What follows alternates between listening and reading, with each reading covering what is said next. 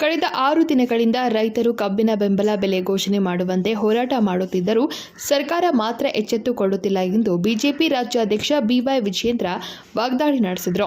ಮಂಗಳವಾರ ಮೂಡಲಗಿ ತಾಲೂಕಿನ ಗುರ್ಲಾಪುರ ಗ್ರಾಮದಲ್ಲಿ ರೈತರ ಹೋರಾಟದಲ್ಲಿ ಭಾಗಿಯಾಗಿ ಮಾತನಾಡಿದರು. ನಾನು ರೈತರ ಪರವಾಗಿ ಹೋರಾಟಕ್ಕೆ ಬಂದಿದ್ದೇನೆ. ನಾಡಿನ ಜನರಿಗೆ ಅನ್ನ ಕೊಡುವ ರೈತನ ಪರ ನಿಲ್ಲುವುದು ಎಲ್ಲರ ಕರ್ತವ್ಯವಾಗಿದೆ ಎಂದರು. ಸನ್ಮಾನ್ಯ PS ಯಡಿಯೂರಪ್ಪನವರ ಮಗನಾಗಿ ಹೋರಾಟಕ್ಕೆ ನಿಮ್ಮ ಜೊತೆ ಬಂದಿದ್ದೇನೆ. ರೈತ ನಾಯಕರ ಮಗನಾಗಿ ಹೋರಾಟಕ್ಕೆ ನಾನು ಬಂದಿದ್ದೇನೆ. ನಾನು ಈ ವೇದಿಕೆ ಮೂಲಕ ರಾಜಕಾರಣವನ್ನ ಮಾತನಾಡೋದಕ್ಕೆ ಇಷ್ಟಪಡೋದಿಲ್ಲ. ಆದ್ರೆ ಹೋರಾಟಕ್ಕೆ ನಾನು ಕೂಡ ನಿಮ್ಮ ಜೊತೆ ಧುಮುಕಿದ್ದೇನೆ ಅಂತ ಹೇಳಿದ್ರೆ,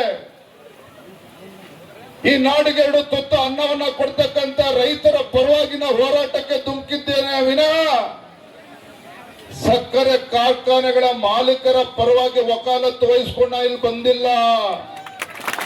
ಸರ್ಕಾರಿ ಕಾರ್ಖಾನೆಗಳ ಮಾಲೀಕರ ಪರವಾಗಿನ ವಕಾಲತ್ತು ವಹಿಸಿಕೊಂಡ ಬಂದಿಲ್ಲ. ಈ ನಾಡಿಗೆ 2 ತುತ್ತು ಅನ್ನವನ್ನ ಕೊಡ್ತಕ್ಕಂತ ರೈತನ ಬೆನ್ನೆಲುಬಿಗೆ ನಿಲ್ತಕ್ಕಂಥದ್ದು ಈ ರಾಜ್ಯದ ಪ್ರತಿಯೊಂದು ರಾಜಕೀಯ ಪಕ್ಷದ ಆದ್ಯ ಕರ್ತವ್ಯ.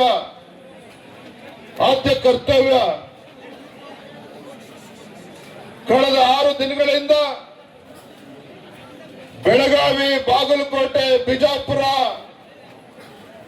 3 ಜಿಲ್ಲೆಗಳ ಕಬ್ಬು ಬೆಳೆಗಾರರು ಕಬ್ಬಿನ ಬೆಲೆ ನಿಗದಿ ಮಾಡಬೇಕು, ತಮ್ಮ ನ್ಯಾಯಯುತವಾಗಿರ್ತಕ್ಕಂಥ ಬೇಡಿಕೆಗೆ ನಾವು ಕೂಡ ಧ್ವನಿಗೂಡಿಸಬೇಕು ಅಂತ ಹೇಳಿ ನಾವಿವತ್ತು ಬಂದಿರತಕ್ಕಂಥದ್ದು.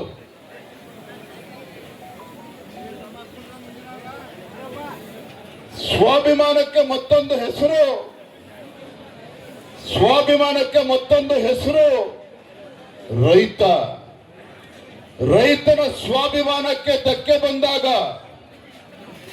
ಯಾವುದೇ ರಾಜ್ಯ ಸರ್ಕಾರ ಇರ್ಬೋದು, ಎಷ್ಟೇ ಎತ್ತರ ಸ್ಥಾನದಲ್ಲಿರ್ಬೋದು, ಆ ರೈತನ ಕಣ್ಣಲ್ಲಿ ನೀರು ತರಿಸ್ತಕ್ಕಂಥ ಕೆಲಸವನ್ನ ಮಾಡಿದ್ರೆ ಆ ಭಗವಂತ ನಮಗೆ ಒಳ್ಳೇದು ಮಾಡೋದಕ್ಕೆ ಸಾಧ್ಯ ಇಲ್ಲ.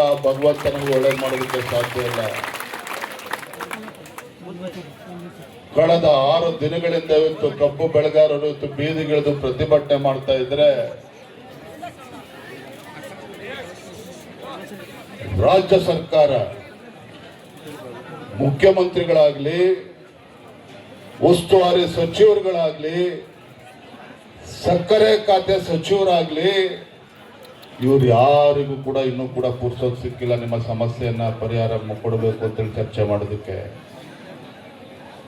ಪೂಜಾರವರು ಮಾತನಾಡ್ತಾ ಹೇಳಿದ್ರು, ಹಿಂದೆ ಭಾರತೀಯ ಜನತಾ ಪಾರ್ಟಿ ಸರ್ಕಾರ ಇದ್ದಾಗ ಸನ್ಮಾನ್ಯ PS ಯಡಿಯೂರಪ್ಪನವರು ಮುಖ್ಯಮಂತ್ರಿಗಳು, ಇನ್ನೂ ಕೂಡ ಕ್ಯಾಬಿನೆಟ್ ಎಕ್ಸ್ಪಾನ್ಷನ್ ಕೂಡ ಆಗಿರಲಿಲ್ಲ. ಸುಭಾಷಣ ಆ ಸಂದರ್ಭದಲ್ಲಿ ದುರ್ಯೋಧನ ಅಯ್ಯೋಳವರು ಇಲ್ಲ ಇದ್ದಾರೆ. ಕ್ಯಾಬಿನೆಟ್ ಎಕ್ಸ್ಪಾನ್ಷನ್ ಕೂಡ ಆಗಿರಲಿಲ್ಲ. ಉತ್ತರ ಕರ್ನಾಟಕ ಭೀಕರ ಮಳೆಯಿಂದ ರೈತರು ಸಂಕಷ್ಟದಲ್ಲಿದ್ದರು. ರೈತರು ಬೆಳೆದಂತ ಬೆಳೆ ಸಂಪೂರ್ಣವಾಗಿ ನೀರಲ್ಲಿ ಮುಳುಗೋಗಿತ್ತು.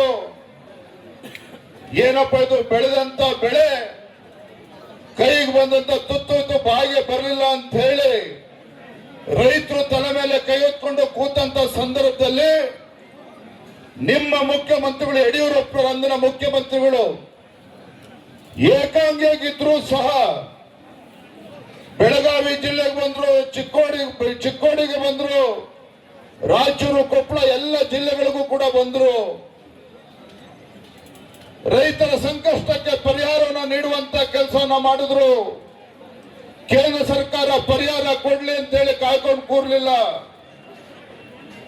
ಅತಿವೃಷ್ಟಿಯಿಂದ ಯಾವ ನಮ್ಮ ರೈತ ಬಡವ ತನ್ನ ಮನೆಯನ್ನ ಕಳೆದುಕೊಂಡಿದ್ದ, ಕೇಂದ್ರ ಸರ್ಕಾರದ NDRF ನಾರಲ್ಸ್ ಪ್ರಕಾರ ಬಡವ ತನ್ನ ಮನೆಯನ್ನ ಕಳೆದುಕೊಂಡಿದ್ದಾನೆ ಮಳೆಯಿಂದ ಅಂತ ಹೇಳಿದ್ರೆ ಕೇವಲ 1 ಲಕ್ಷ ರೂಪಾಯಿ ಪರಿಹಾರ ಇತ್ತು. ಏನ್ ಮಾಡಿದ್ರು ನಮ್ಮ ಯಡಿಯೂರಪ್ಪನವರು, 1 ಲಕ್ಷದಿಂದ ನನ್ನ ರೈತ ಬಡವ ಮನೆ ಕಟ್ಕೊಳ್ಳೋದಕ್ಕೆ ಸಾಧ್ಯ ಆಗೋದಿಲ್ಲ ಅಂತ ಹೇಳಿ ತತ್ಕ್ಷಣ ಅದೇ ಸ್ಪಾಟ್ ಅಲ್ಲಿ ಬೆಳಗಾವಿನಲ್ಲಿ ಇದ್ಕೊಂಡು ಮನೆ ಕಳ್ಕೊಂಡಂತ ರೈತನಿಗೆ ಪರಿಹಾರ ಎಷ್ಟು ಕೊಟ್ಟರು? 5 ಲಕ್ಷ ರೂಪಾಯಿ ಘೋಷಣೆ ಮಾಡಿದ್ರು. 5 ಲಕ್ಷ ರೂಪಾಯಿ ಘೋಷಣೆ ಮಾಡಿದ್ರು.